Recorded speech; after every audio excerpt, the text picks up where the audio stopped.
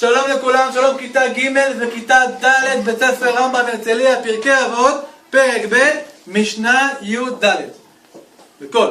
רבי אלעזר אומר, הווה שקוד ללמוד תורה, ודע מה שתשיב לאפיקורוס, ודע לפני מי אתה עמל, ונאמן הוא בעל מלאכתך, תשלם לך שכר פעולתך. מעולה. פרק ב' משנה ט"ו בקול רם. רבי טרפון אומר, היום קצר, והמלאכה מרובה, והפועלים עצלים, והשכר הרבה, ובעל הבית דוחק. יפה, משנה האחרונה, פרק ב' משנה ט"ז. עוד טיפה למעלה, עוד טיפה למעלה, עצור. הוא היה אומר,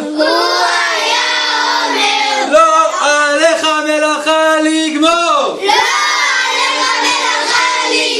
ולא אתה בן חורין לבטל ממנה.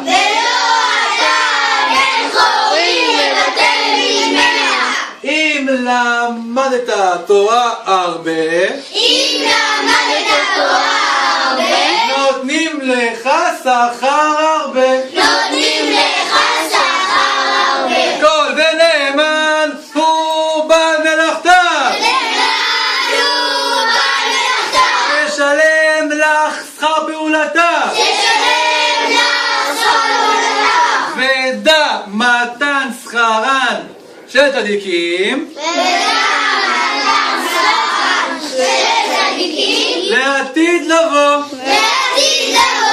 ובעל פה עכשיו נאמר את שמאי אומר בעל פה, בכל רם כולם ביחד, אחריי. שמאי אומר, עשה תורתך קבע, אמור מעט ועשה הרבה.